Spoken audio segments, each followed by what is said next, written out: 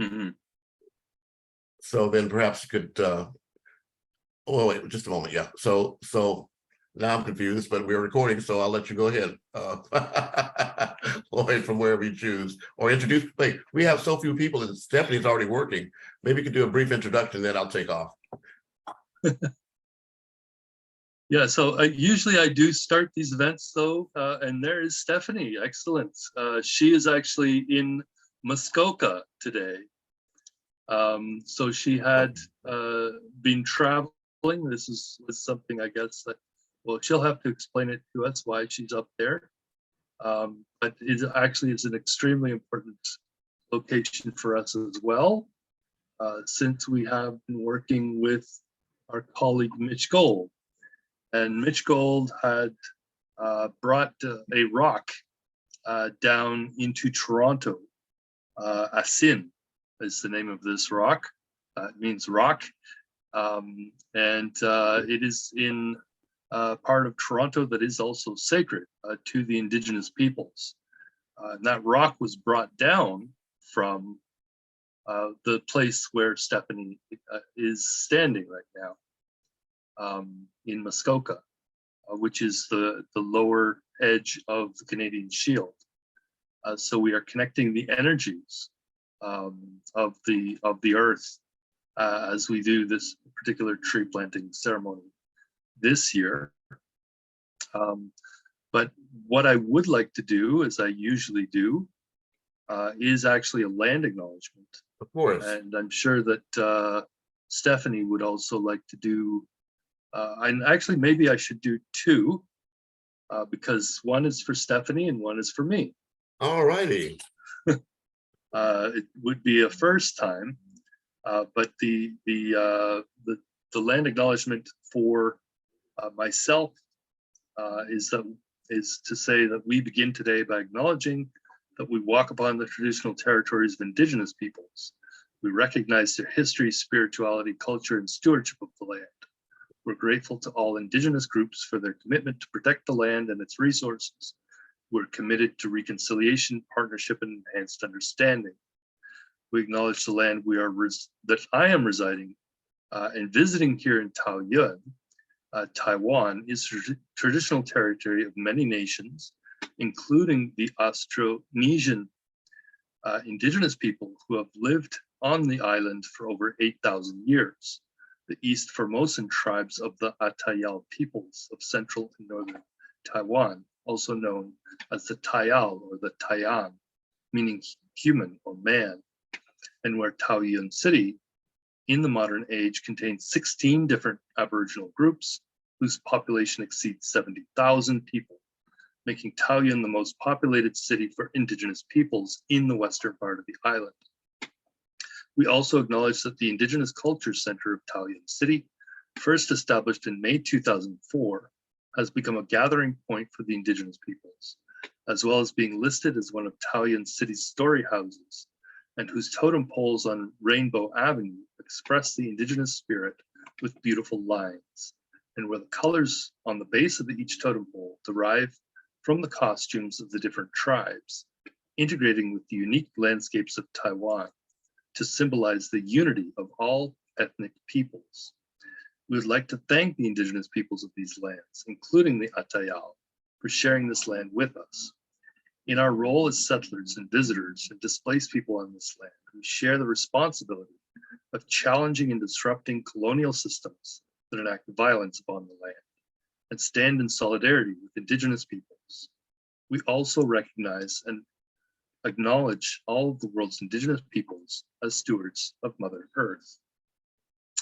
So with Stephanie, as she is in Canada, still in Ontario, just north of Toronto, sort of a central point in the halfway, sort of the crossroads between north and south. So there's southern Ontario represented by the greater Toronto area, and then northern Ontario, which I would say is probably represented by a community called North Bay, or even Sudbury up in northern Ontario.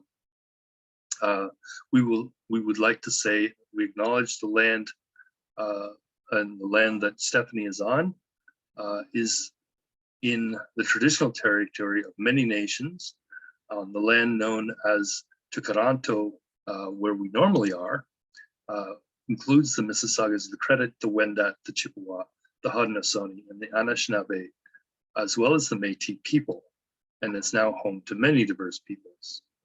We acknowledge the land that Stephanie is meeting is a place of two treaties, the lands of the Mississaugas of the Credit and those of the First Nations of the Williams Treaty, created in 1923.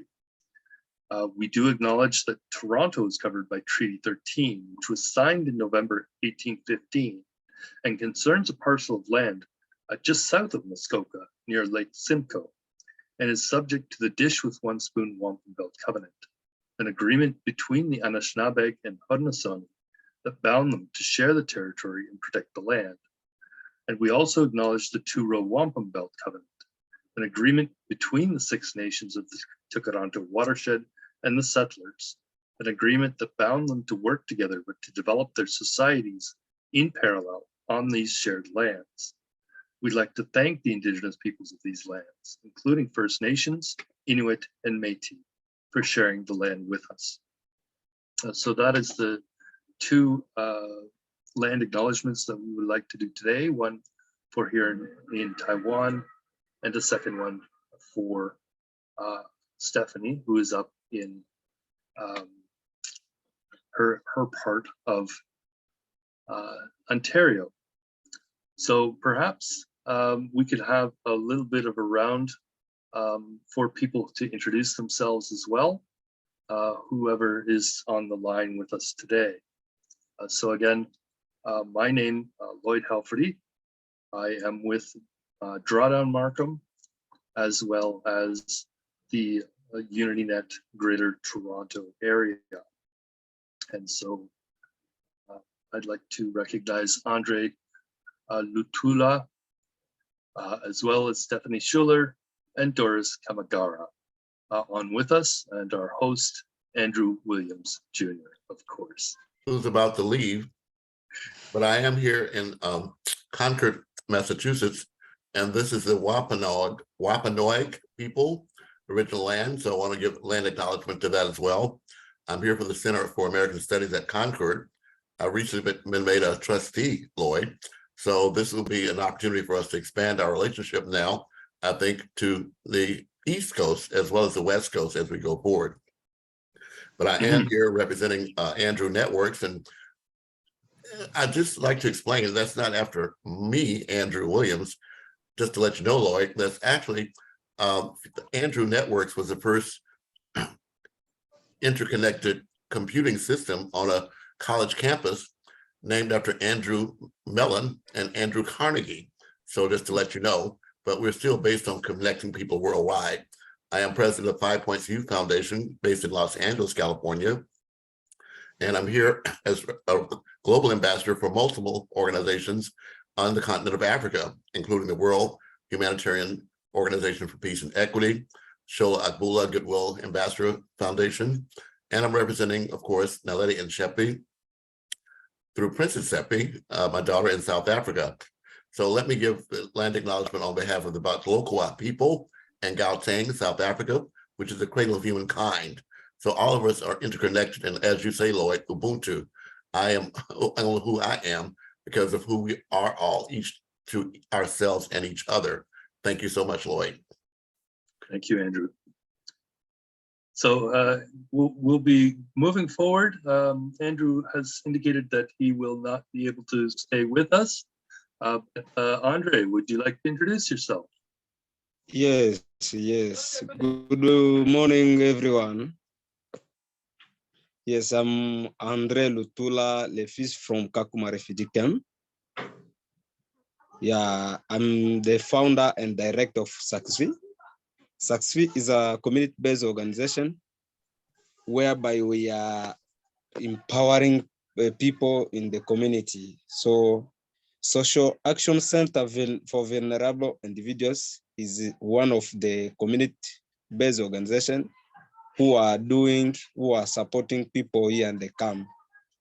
So I'm here to talk more about Kakuma. So maybe it can help how my colleague refugees to be in touch with you by my connection. So in SACSV, we have different activities that we are doing. One of our activities, permaculture education. We have also women empowerment and youth empowerment. We have also planting trees. In planting trees, it is environmental, whereby we are planting trees in the community. We are cleaning the community. We have also plastic waste, whereby we are collecting plastic in the community, and we have a store that we are putting those bottles. We have education and leadership, conflict resolution. Those are different activities that we are doing. So most of different activities are ongoing because we have some challenges, but not at all. But today I've got that chance to have with you in this wonderful meeting so that I can talk to you and to introduce SACSV with you. Maybe the Kakuma refugee camp can empower through this connection. So thank you very much.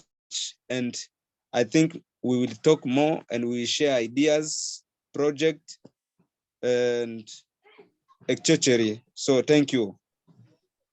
Yeah, so this is excellent as well, Andre. So what we would like to do through our network, of course, is connect people who have similar passions and have similar goals. And so we are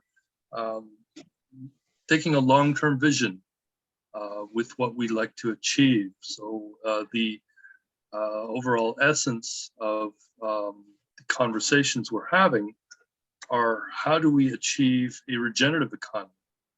And so the focus on permaculture, the focus on environmental stewardship, and taking care of the earth, but also taking care of each other, with this concept of leaving no one behind, as we nurture our own community and ensure that everybody is involved in these initiatives to take care of the planet and to take care of each other. And so one of the actually people that we are hoping to connect to in the near future is a gentleman by the name of Simon Fiel. So Simon has recently connected with us, and he was actually, I believe, the founder of the Permaculture Research Institute. I believe it was way back in the 1970s.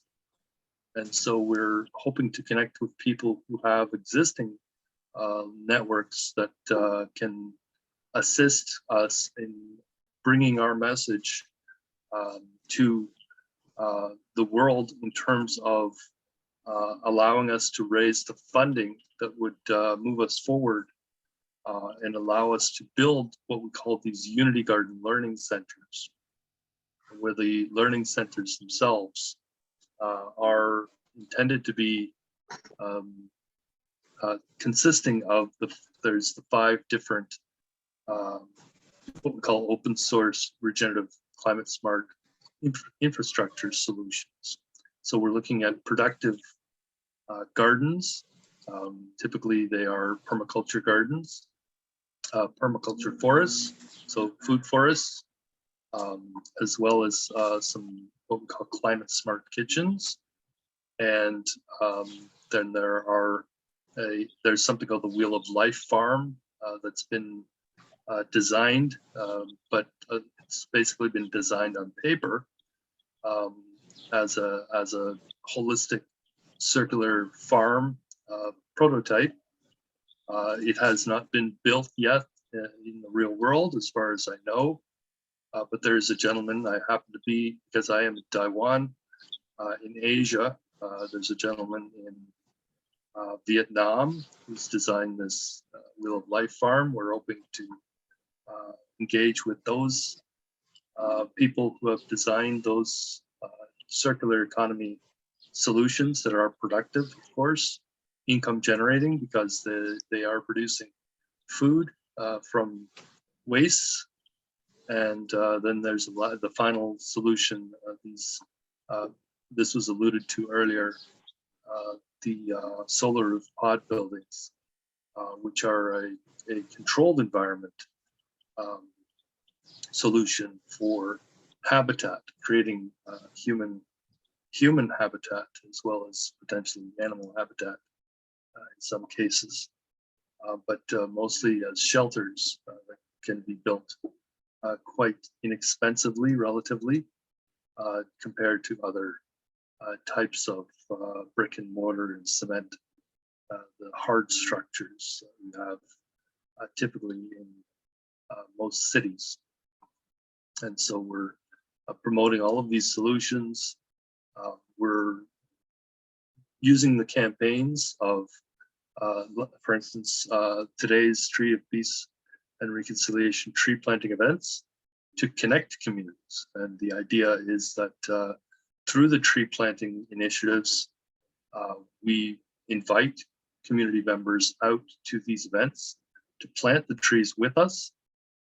And with those tree planting events, the ceremonies that we do, with the invitations we send, we begin a dialogue at the local community level.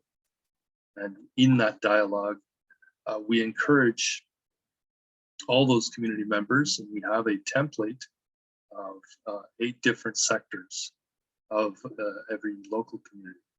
So public and private, civil society and academic, interfaith, financing, all of the different essential components of the community would come together to create what we call an interfaith neighborhood academic and business collaborative. And that interfaith neighborhood academic and business collaborative, also known as an INAB collaborative, would formalize and become a community co-op, with the roles of that co-op being to empower their job, basically, it would be to empower the local female and feminist humanitarian entrepreneurs. And the humanitarian entrepreneurs in the community are those people in the community who are actually implementing these Unity Garden learning centers as community-based cooperative businesses, enterprises. So these enterprises would actually operate those Unity Garden learning centers and invite all of the community to come out and learn about these solutions, how to implement it locally in their own community. So how to create permaculture gardens and permaculture food forests, how to create these Wheel of Life farms, how to design and maintain and operate them, hopefully at a profit. But the concept being that the INAB collaboratives, these empowerment networks creating through these events that we do, like this tree planting event, will also establish a number of community partners who will support those entrepreneurs, typically by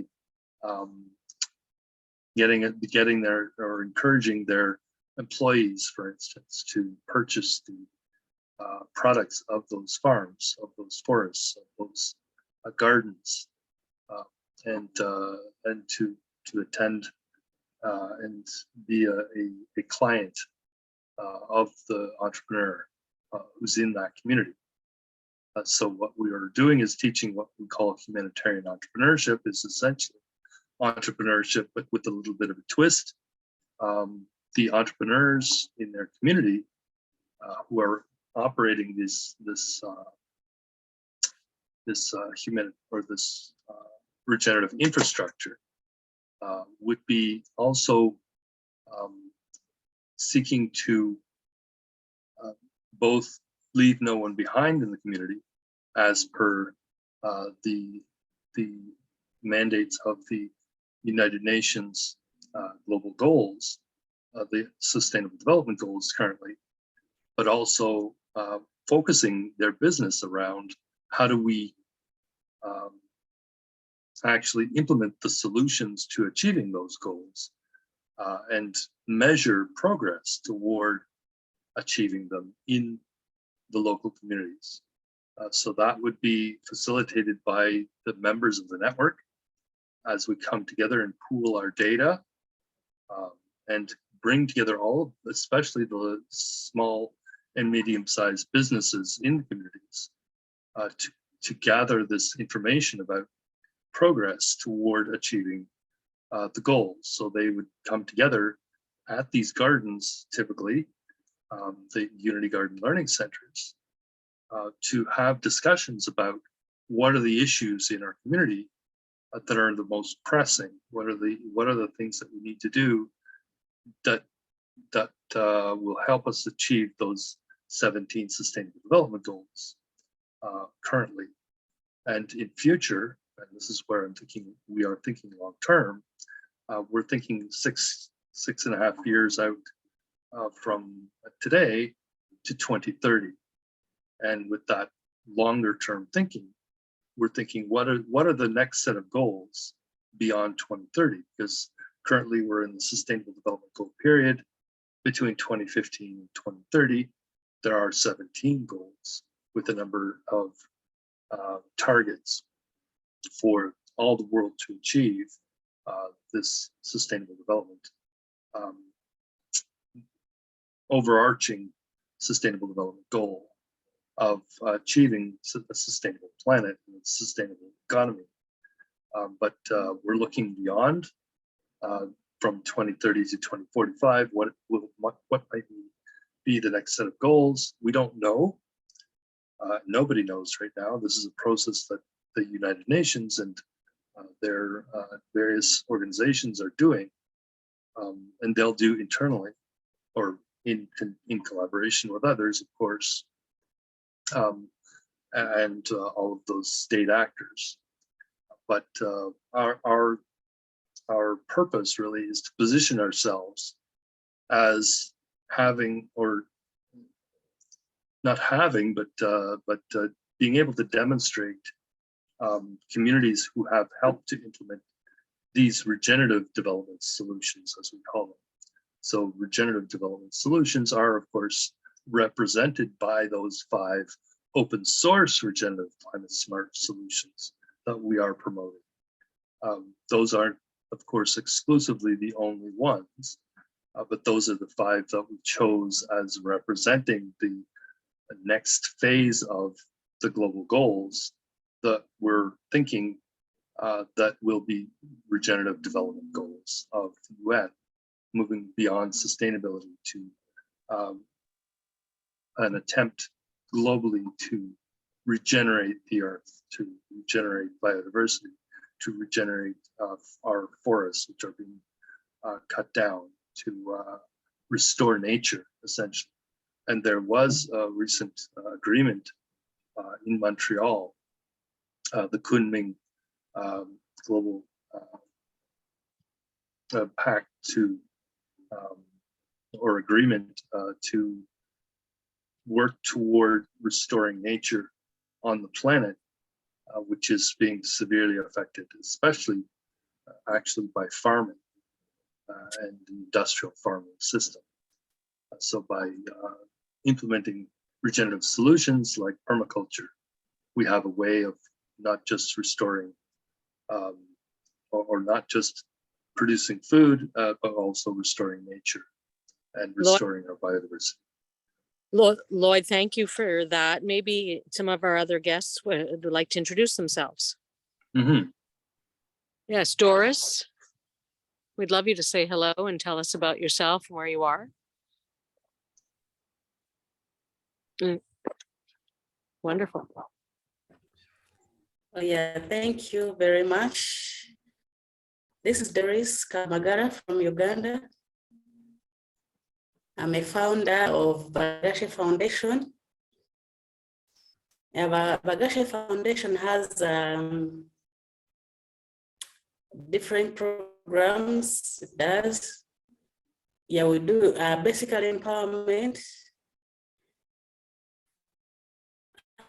whereby we train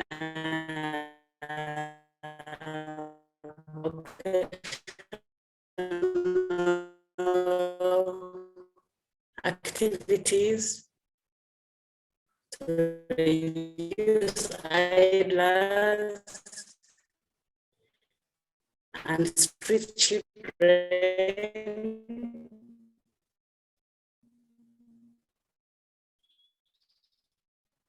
We do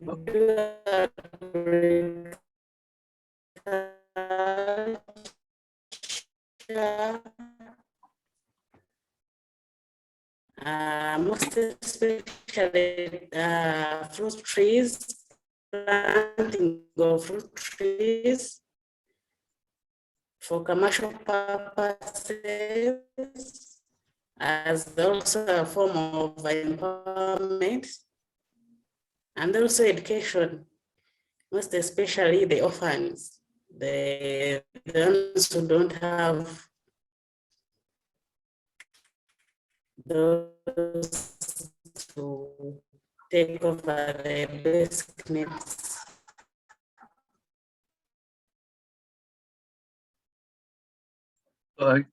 I'm hoping, or I'd like to ask everybody. So Doris, your audio seems to be very broken up. Seems we might have lost Doris entirely. But I'd like to ask everybody that is coming on the call today to also enter their contact information into the chat, the Zoom chat. Also has the ability for you to type in or copy in your contact information, and that way we can have your registration with us, so that when we do issue a press release, we will be able to put your name and organization and also the website or social media sites, put those URLs into that press release as well, so we can acknowledge that you were here with us as well. So, through Doris these events. On the call. Doris, do you want to try to continue?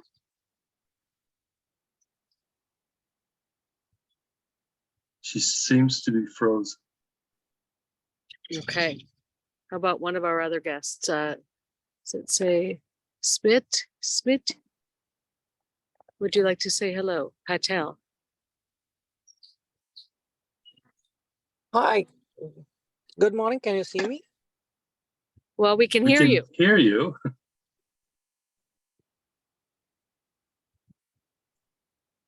Where are you coming at? Where are you coming to us from, Smith?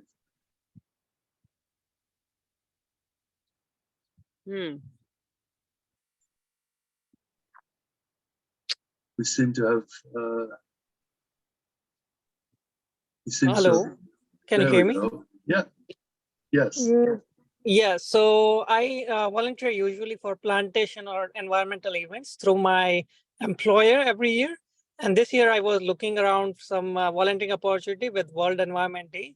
And that's how I came across this Eventbrite event with you guys. And I'm really fascinated to see the nature and preservation. I previously volunteered with the Toronto Region Conservation Authority for a plantation event in Mississauga. And since I came to Canada, I was very fascinated by the greenery and also pretty much concerning about the wildfires going on around. So I wanted to contribute a drop of water. What could I do from here? Mm-hmm. So Yeah. you are in Mississauga, or? No, I live in the North York, Toronto. Oh, you're in North York. So Yeah. that's not too far. I am actually in Taiwan right now, so I'm in Asia.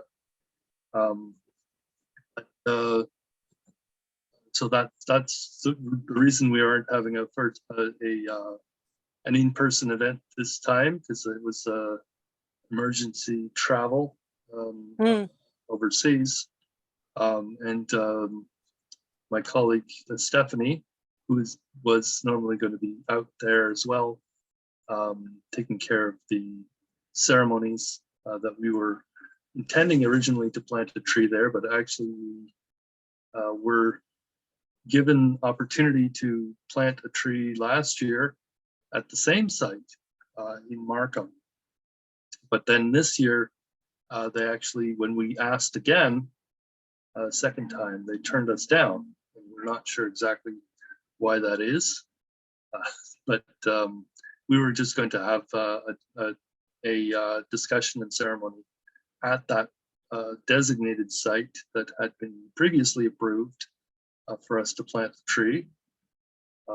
And so what happened was we met a gentleman by the name of Mitch Gold. He's been the steward of a certain rock down in Toronto. Stephanie's up in the north, so we're hoping that by doing a ceremony up in Muskoka, we can connect the energies of Toronto with the energies of the rest of Canada and the rest of the world through this crossroads planting ceremony up in Muskoka. And so this is why we ended up here in this virtual event where we have people from around the world. We have what we call the Global Unity Network that Drawdown Markham has been helping to build for quite a few years. And most of our members are actually in Africa, which is what you might be seeing. For instance, Andre Lutula, Moses Akasiba, and others who are on the call with us are primarily going to be coming onto the call from Africa, because our mandate is to really to promote these regenerative solutions for achieving these global goals, the Sustainable Development Goals right now, and in the future regenerative development goals. Of course, with these solutions, we're able to achieve drawdown through nature. And so that is one part of our mandate as well, because we are looking at implementing solutions to achieving those global goals. The idea is that we leave no one behind. And the idea is that what we'd like to do locally is to also implement the same solutions that were implemented in places like Africa, where we can plant these gardens and forests and kitchens and farms and these what we call pod buildings, where we're both implementing the similar solutions. They're universal solutions that can be applied in any country, in any local community, anywhere on the planet, because they are just simple things that can be done in our communities, all of them being, of course, productive. So income generating. And through that, we teach people about entrepreneurship with that, again, specific lens of humanitarian entrepreneurship. So hoping that once I do return to Toronto, we'll be able to get together at some point, Smith. Again, as I said, I'm not, even though I'm in Taiwan right now, in Asia, I do have an apartment, a condo in Bayview and Highway 7 area. And if you're just down in North York, that's really not that far. But in the meantime, I'm hoping that you'll put your contact information into the chat. In that way, I can connect you up. WhatsApp in particular, I could invite you to join our UnityNet Greater Toronto Area chapter, so you can be more involved in these conversations on an ongoing basis. You may be interested if you are have an entrepreneurial bent for yourself as well in some of these initiatives that we're trying to do in terms of demonstrating actually these solutions in our own local watersheds of the Toronto region, which is I'm in the Don watershed. I'm guessing that you are as well. We're connected by the watersheds, so we're in the upper watershed of the Don River water system, flowing down to Lake Ontario. So that is something that we have this connection that we try to create between communities based on the watersheds we are and the bioregions that we are in together. Thank you, Lloyd. And I look forward to meeting Smith as well, because I'm just in York region. So we're just above North York. So that's perfect. There's a few people on the call that we'd love to hear from. Moses, we would love to. So Moses is just coming on with us. Hello, Moses. I'm seeing that it says connecting to audio, so he may still be having some issues. It's standsless right now, standsless.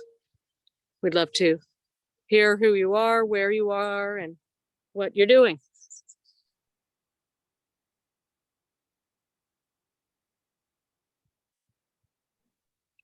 Hello, Stanislas Chabala.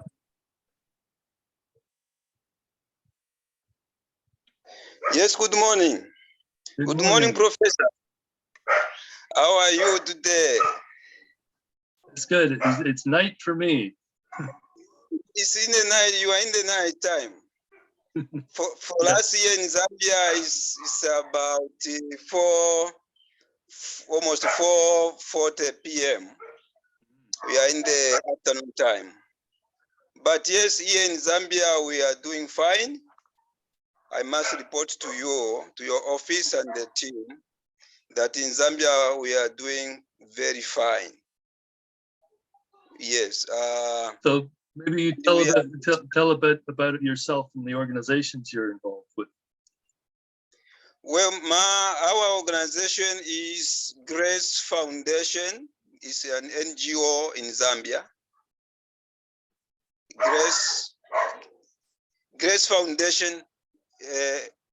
Grace Foundation NGO Zambia. In totality of this the name of the Grace Foundation is From Heart to My Community Grace Foundation. That's the name, that is legal name registered under the Ministry of Community Development and Social Services. But in short, we call it Grace Foundation NGO Zambia. We are located in the friendly city of Ndola on the Copper Belt. And Ndola is a city which is very calm and very friendly for people outside Zambia and within Zambia. Most of the people are actually anticipating to come and settle in this great city. Yes, primarily Grace Foundation NGO Zambia, we are involved in primarily in education, literacy education for that matter, and then we also involved in agriculture, health, mental health care, management, and also we are involved in humanitarian services. Also partly, I would say partly, we are involved in environmental climate change. Primarily, we have some people within ourselves who are doing tree planting. Yeah, That's it for now. Maybe All you right. might generate some questions out of this. Mm-hmm. Well, and my first comment, maybe not a question so much, is that have you been contacted by the projects manager of the UnityNet Africa and Diaspora? They are the ones that are intending to be coordinating all of these tree planting events for not just today, but ongoing. So this is actually something we started last year with our first tree planting in 2022 in Mississauga, where we did a coordinated tree planting between the city of Toronto, the city of Mississauga specifically, and a number of African countries and communities in Africa who did plant these tree planting events. And so that was sort of the first real coordinated tree planting events. So although we do celebrate today, World Environment Day, as a special day, and we hope to do additional coordinated tree planting events this year. Unfortunately, we didn't have that opportunity again because I'm not in Canada and Stephanie is not at the site. We weren't able to secure the spot. But this day, this special day, World Environment Day, is intended to be a coordinated tree planting globally. But those tree plantings can continue, but they are not quite just intended to be for planting trees alone. They are intended to be ceremonial events. Again, as I noted earlier, for inviting all those community partners out to these tree planting ceremonies. So the tree planting ceremonies are intended to honor usually certain important days throughout the year, not just World Environment Day, but other days, other important days in the calendar. There could even be non-UN sanctioned days, as I note during our IGU summit every week.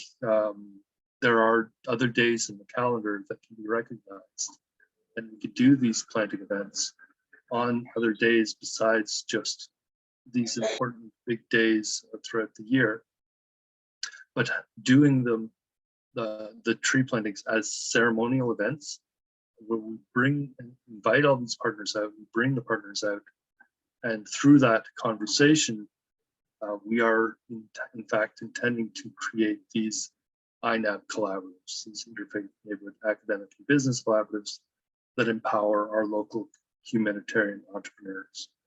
So that is our primary purpose as a business, as an organization, is to help local communities establish these empowerment networks, and also, of course, to demonstrate these open source regenerative climate smart infrastructure solutions set up as Unity Garden learning centers. And so that is one of the primary things that we do, besides essentially setting up infrastructure for the delivery of education and training in regenerative solutions and regenerative economic systems that would support the entrepreneurs who are implementing them locally in our local communities. So have we had introductions? I think there's only 3 people on the call, or 4 people in total. Did you wish to do your own ceremony now at this point, Stephanie?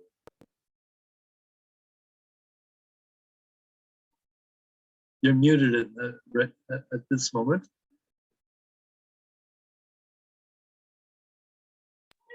Yes. Yeah. Sorry, go ahead. Yeah, I think for us here, because of the variety of programs that I had today, we failed to organize such a ceremony in our community.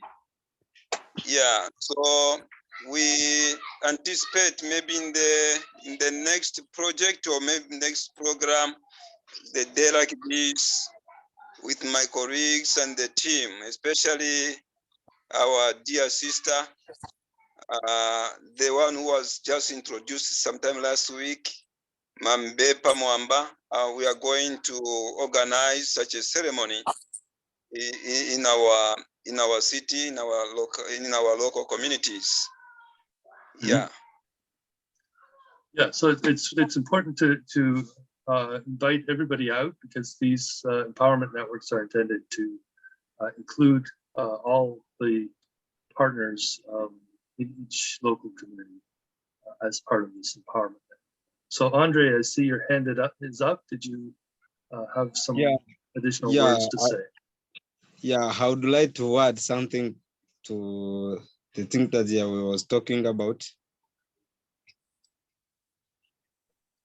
Yeah, what I would like to add is, first of all, I can say thanks for this opportunity to be part of this wonderful group, because we are here to help our communities. We are here to help our countries in the same goal, because everyone we are in this group, we want to help people, we want to help community. So what I would like to add is about Kakuma. You know, most of people here in Kakuma, they are vulnerable people. They came from different countries. So some of them, they didn't learn from their home country, especially women and the young kids, those youth, they didn't learn. Even when they came here, they are still suffering with those children with they came with different parents who are not their properly families. So we call them their child at risk. Those children, those girls who are going different way.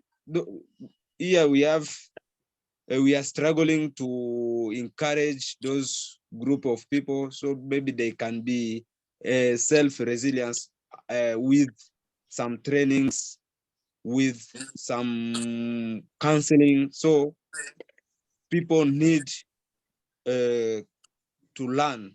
They need to learn to be educated. So here in Kakuma, we have also poor internet connection, so that maybe we can talk to them, and even they can learn online course, different line courses. So what I appreciate is, maybe we will get something in this group to teach each other, to learn different things from each other, so that maybe we can get the knowledge and go to teach in people in the community, especially here in the Kakuma, here in the camp. Most of people had the vulnerable people. So I'm here to request different people here in the group, those who are in Uganda, from everywhere, to teach each other. We are here to learn from each other. So thank you very much. And I wish to be, most of the time, we will be together. Thank you. Well, and that's a This is actually perfect actually, because that's what we're all about. Unity Net International is all about the learning, the teaching, and the sharing. That's it. And not only in your corner of the world, but all corners of the world, people don't have the knowledge, the learning regarding food system security. How do we grow our own food? We don't have these knowledges, especially the women and the young children, but we don't have these knowledges as communities. And it's exactly why we're doing this today. And we appreciate that the next times that we'll do it, we can do it in unison from the corners, all corners of the earth, and be able to have tree plantings in our communities and teach these kind of food processes. My name's Stephanie Schuler, and I'm part of Unity Net International, Uni, with Lloyd and Mark Persangi, and I'm based in the Toronto, Canada area. And first and foremost, I'm completing my doctorate in education, in curriculum teaching and learning. And it's vital that the children's curriculums in schools, and I don't, that children have the opportunity, and the new generations that are coming onto the planet will have the opportunities, constant opportunities to learn food systems learning, like how to tend to the gardens that Lloyd was talking about, gardens in all of our areas, in all of our houses, in all of our school areas, community areas, and farms, and all these kind of opportunities for food. You know, right now we're about to plant this white pine, which is local to this area, but there's also birch trees and maple trees, and the maple trees produce maple syrup. And in Ontario, in Canada, we produce 80% of the world's maple syrup. And so we could be sharing all of these knowledges, and that's exactly what this Unity Net is about empowering all of the communities, and so that the children will grow up and say, yes, of course we know how to grow our own food and feed ourselves. We must have these kind of securities. We can't take things for granted. Nowhere in the world, not in the Western world, and everywhere else. As well, I'm part of the Maui Aloha Project, MAP, which is an eco-village initiative where we're trying to support the co-creation of living, learning, and well-being communities that are dedicated to inclusive permaculture design, where we are regenerative communities, whether they're in the cities or whether they're in rural country areas, that we put all of our strengths together. We say, oh, I know how to plant, and you say, I know how to cook, and I say, I'm happy to do the dishes. And we put things together so that we're not doing things alone, that we're learning things together in community. And, you know, we know that all of the indigenous communities and all of the communities of this planet knew how to survive on planet Earth until recent times. We knew these wisdoms and the knowledges of the medicine and the food right before us, in the bark, in the leaves, and in the seeds, and in the flowers. Each of them, you know, have been put on this planet from God with so many with regenerative properties, not only for our food and our nutrition, but also for our well-being. And also all of the cultures and identities of the world, regardless of the geography, had structures in place for mental health well-being. Community was a big part. And Maui Aloha Project, this eco-village initiative, is about putting community at the center, especially after the planet has experienced COVID. I look at the young kids, and I look at the elders, I look at the people in their 20s, and social and emotional development has really been affected by the loneliness and isolation. We know that we need systems in place for our communities, young and old, intergenerational together, where we have song and dance and movement and play and learning through all of those endeavors. And we also know that we get excited when we're on a call or where we're involved in an activity that's outside. Why is it that our communities and our children are so removed from the outdoors, so removed from touching the earth and touching the grass, sitting in sterile environments like a schoolhouse, and not savoring what could be heaven on earth? All parts of the world are so beautiful. All of the beautiful trees and greenery and the animals and the people, everybody, you know, and we should be coming together more for ceremony and also just in general, to have a cup of tea with your neighbor or with your friend. I'm honored and I am proud to be working with Lloyd and UnityNet International and so many of the other wonderful people who are supporting the growth of this network, this global network. And I'm really honored to be doing this tree planting for peace and reconciliation in Muskoka. We recently did a couple tree plantings in Hawaii, the United States of America, where we planted, we laid the roots and the foundation of Maui Aloha Project, of MAP, the X roads in the Pacific. And as Lloyd was talking about in the beginning, there's been other tree plantings where we've planted the roots of all that we're trying to do in Bermuda, in the X roads of the Atlantic. And now energetically, as Lloyd pointed out, we're at the bottom of the Canadian Shield, which is a major, major significance, as Lloyd was talking about, between Northern and Southern Ontario, which is a large region in Canada. And the specific area we're in right now is called Muskoka. And the southern edge of the Canadian Shield, it is dominated by the boreal forest ecosystem, and the district municipality of Muskoka is part of the Great Lakes St. Lawrence Forest region. The rocks, this Canadian Shield we're talking about, are the oldest rocks on Earth, forged at least 1 billion years ago during the Precambrian era.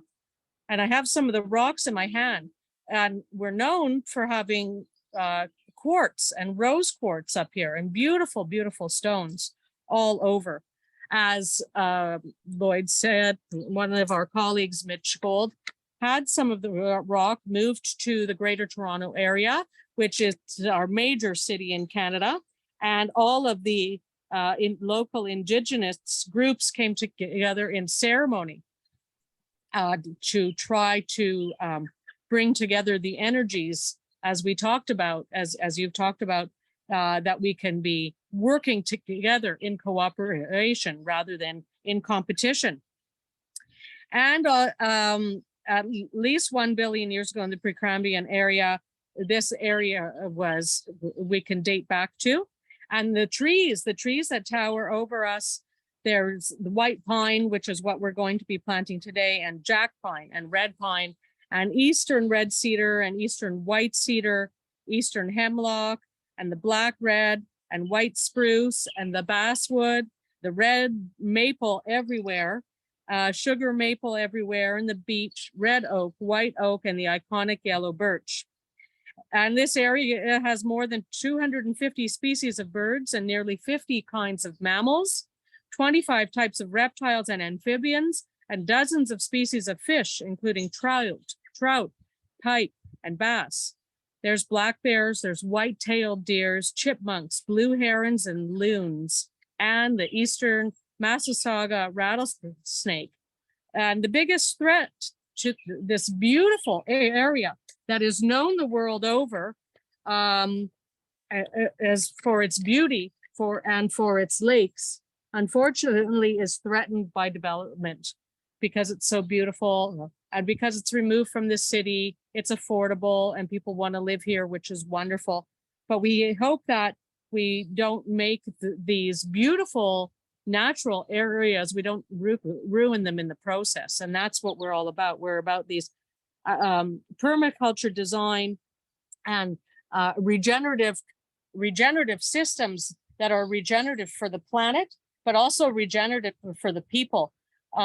We have a youth mental health crisis around the world, which is what much of my research focuses on at the University of Toronto. So OISE, the Ontario Institute for Studies in Education, my doctoral research focuses on this youth mental health crisis, and Canada has one of the highest youth suicide rates in the world. What are we to do about this? How do we blame it? How do we change those statistics so that all children and all community members could be thriving.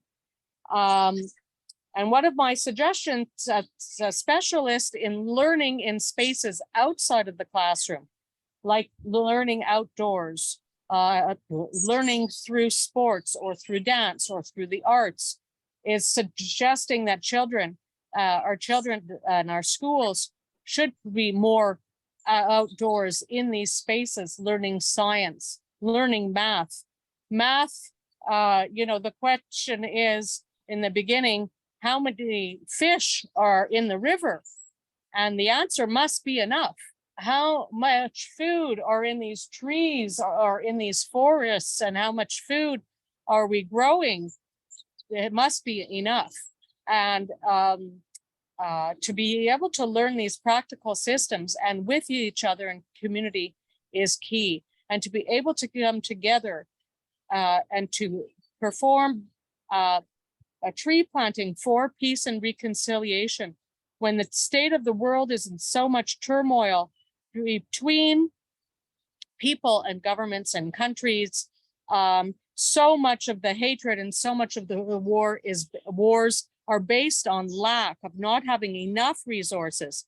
And certainly now, where we're able to speak to our brothers and sisters in Africa, on another continent, and Lloyd's in the Asias, to be able to come together in an instant with all the people from the corners of the earth means that this is a time of infinite possibility. If we don't have to be siloed anymore, we don't have to be isolated to our community or our village that is far away from somewhere else if we have internet. And as one of our guests on the call said today, that we could be practicing food system security and community well-being here in Toronto, Canada, and you all can be participating and learning, and we can be learning from you. So we live in a time of ultimate possibility and ultimate hope. And that's what we believe Unity Net International is. We believe that coming together and sharing in these processes with the experts, the passionate people who are experts in the growing processes, in the communal relations processes, in the financial processes, and all the processes of having a regenerative design. This is what we're doing. And I'm about to plant this tree, this white pine tree, which is indigenous to this Muskoka, Canada area. And Lloyd can read some of the significance as I'm planting it about the white pine. And we're at this beautiful, this beautiful public beach called Maple Key Beach. And it's quiet. It's during the weekday, so kids aren't here, which is a shame because all of our cities around the world have such beautiful parks that the governments have invested in, and they sit empty all day. These beautiful parks, these beautiful lakes, these beautiful rivers. Not only is there so much learning to happen in here, but there's so much medicine. And in fact, we know that when we put our feet, our skin on the earth, on soil, and when we put our feet on grass, and when Lloyd is in the Asians right now, we know that the Japanese always talked about what has commonly been known now as earth bathing. That means immersing yourself in a forest. And there is a chemical and physiological interaction that happens medicinally through the atmosphere, through the trees, through the photosites. There's so much more to be said about it.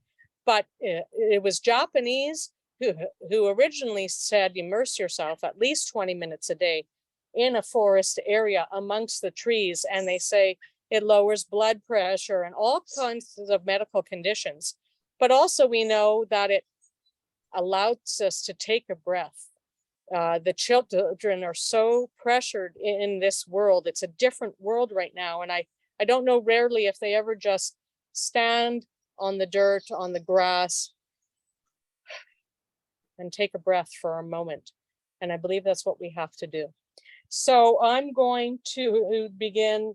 I took this tree from a really sacred area, by another lake, this little sapling, and I'm transplanting it here in this parquet by this beautiful lake in hopes that children will one day, it'll be the norm that children and schools will be in all of these kinds of parks and be able to one day look at this pine tree as it, white pine tree, as its roots begin to, you sow the seeds in the earth, and children would look at it and maybe be able to hug it and smell it and all of the, and identify it and identify all of the medicine and the food in all of these trees here.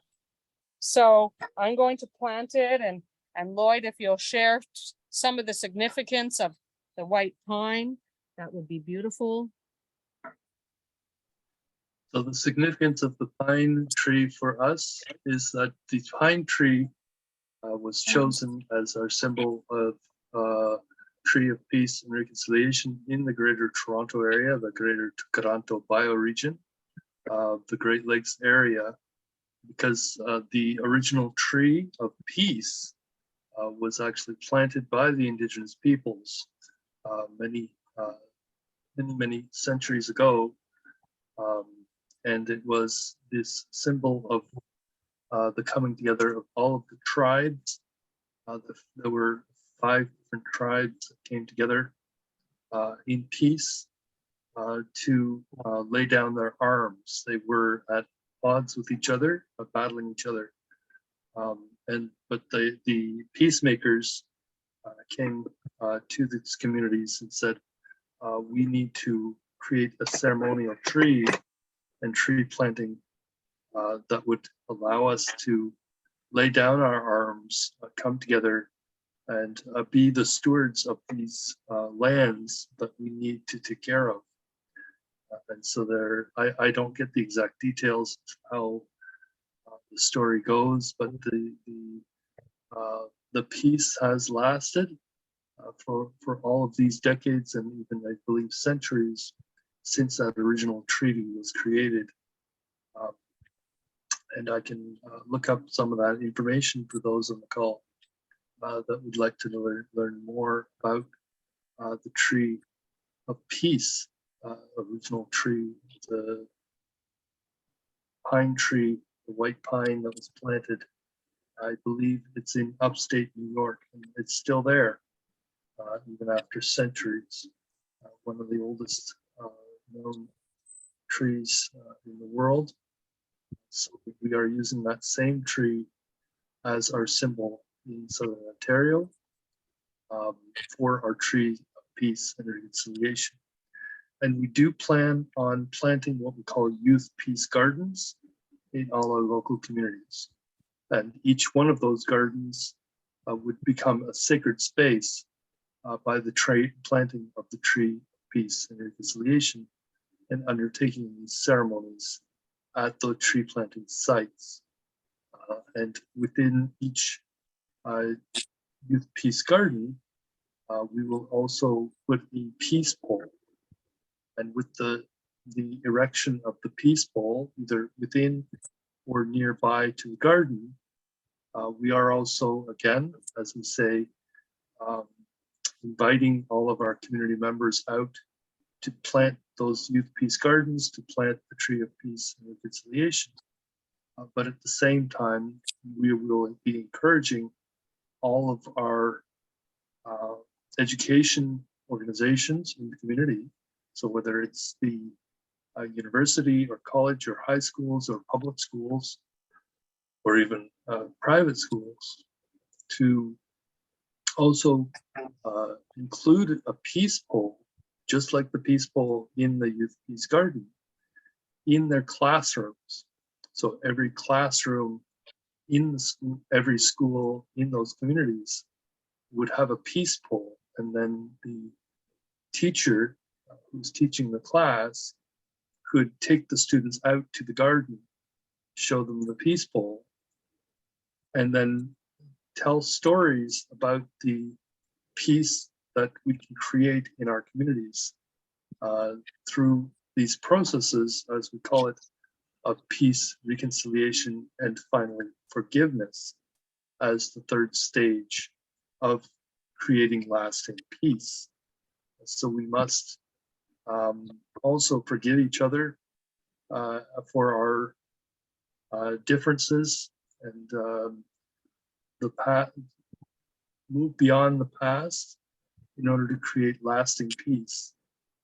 And so this requires that we do go through these stages of reconciliation and forgiveness, as this is an important part. So the trees themselves don't need to be pine trees in different parts of the world. They would be a tree that is symbolic of the peace that we are trying to create. As an example, in Sierra Leone, they are using a different tree species, and in Kenya they would be using a different tree, and in Bermuda they had another different type and species of tree, but that's specific to their own communities and what they culturally believe to be the tree of peace for their own local people to understand that this is a peace tree. When the peace tree is planted in the youth peace garden, these become sacred spaces. These sacred spaces are places where people can gather and discuss the various solutions to achieving those global goals, those currently sustainable development goals, and in future, the regenerative development goals. So they can have conversations among all of the different various sectors of society, because they have come together as these AHIABGA collaboratives. They can now gather around at the Youth Peace Gardens, and if possible, at a Unity Garden Learning Center, these gardens and forests and kitchens and farms and pod buildings that we're hoping to establish in the local communities. Of course, where every one of those Unity Gardens would also have a Youth Peace Garden with a tree of peace and reconciliation and a peace bowl, with, of course, the peace bowls in the gardens being complemented by peace bowls in every classroom, where these stories can be told to all of the youth so they can understand the importance of their connection, their personal individual connection to the plan, to the land, to the planet, to nature, and to be one with each other around the world, and to be stewards of nature and all that has been created by Mother Nature. So Stephanie, did you wish to say a few final words before we maybe Well, wrap up? thank you everybody for being here with us, and for joining us in the hope that Unity Net International, with so many other groups around the world together, will be able to be successful in sharing the learning and sharing the wisdoms that we need to really change the trajectory for the kids, so that the kids could be thriving, so our communities could be thriving, and always holistically. And we're grateful that you're all here joining in our tree planting ceremony, where we lay the roots and the X roads here in northern or in Ontario, Canada, to be joined by all the other tree plantings that we've done, especially for Maui Aloha Project MAP in the South Pacific and in Bermuda, the X roads of the Atlantic area. And we look forward to all that we're going to do in the future together. Thank you, Lloyd. Thank you, Stephanie, so much. Did anybody wish, I'm hoping that everybody on our call today, Doris, Smith, and others have I'll put their contact information in the chat. I think today I will not go on probably for too much longer. I'm getting a little bit tired over here.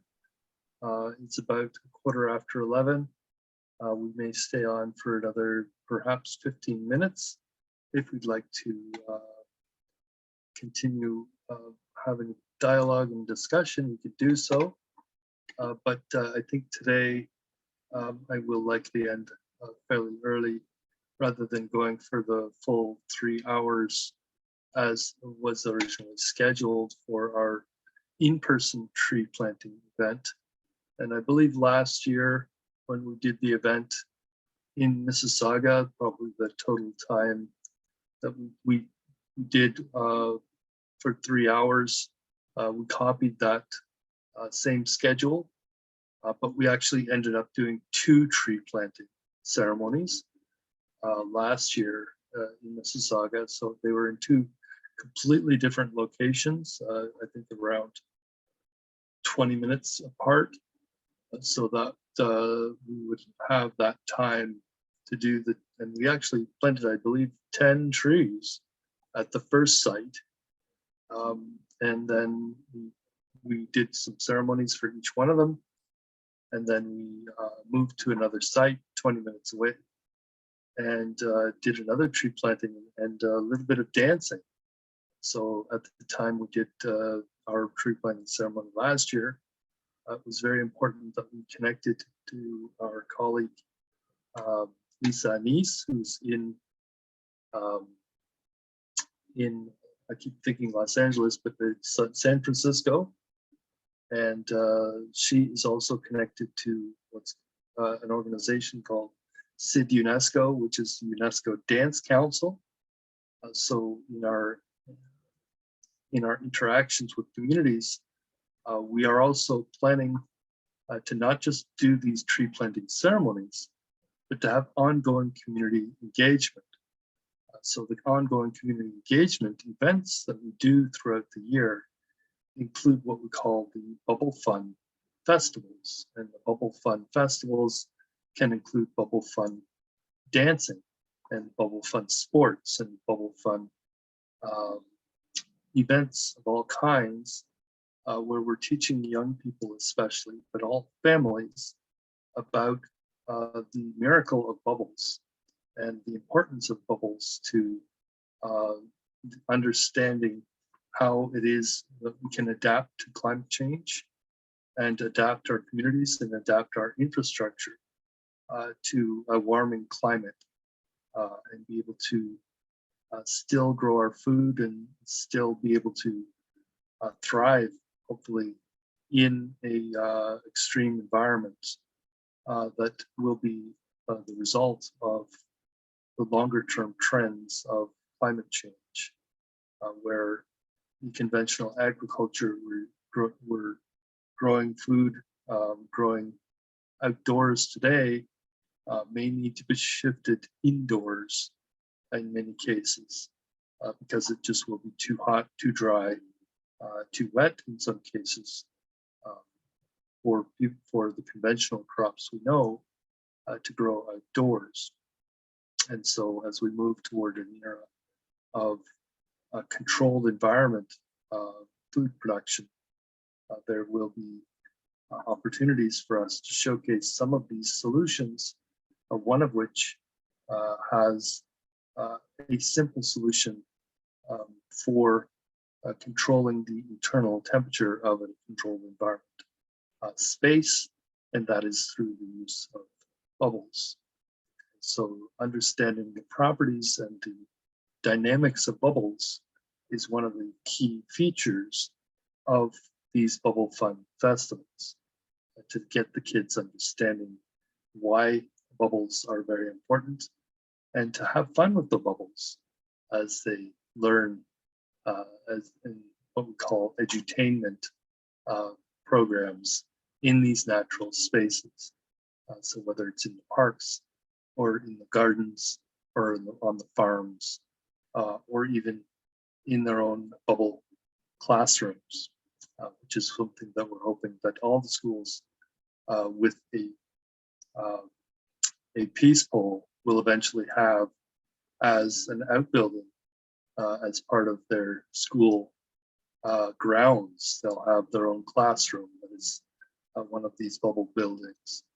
And in that way, they can use those classrooms to learn how to plant, to learn how to grow, to learn how to identify all of the various different foods, and even to learn how to cook if they can include as part of that bubble classroom a climate smart kitchen as well. And so we can have these dynamic places in our communities where all the community members can come together and learn all of these skills around, as Stephanie said, the skills of food and the skills of learning to work together in harmony, no matter who we are, what our age and our backgrounds and our differences. So what we say is actually we want to celebrate our diversity, and with that we can create peace in our communities. So thank you very much, Doris and Moses and Stephanie, for staying with us for this session today. I will, I think, sign off at this point. Again, it is getting late here, and we are trying to bring together everybody through our programs and make sure that people do understand what it is that we are trying to do, which is essentially create the empowerment network. So there are three main things: the empowerment networks, the humanitarian enterprise, and the demonstration of this open source regenerative climate smart infrastructure, which would be run by the entrepreneurs and empowered by the AHIABGA collaboratives. So thank you very much. And for those who wish to save the chat, three little dots at the bottom, and we'll make sure that your names are included in our press release as well. Thanks so much, everybody. Be well until the next time. Thank Bye-bye. you. Thank you too. Thanks. Bye-bye. Thank you, Doris. Thank you, Moses. Thank you, Stephanie.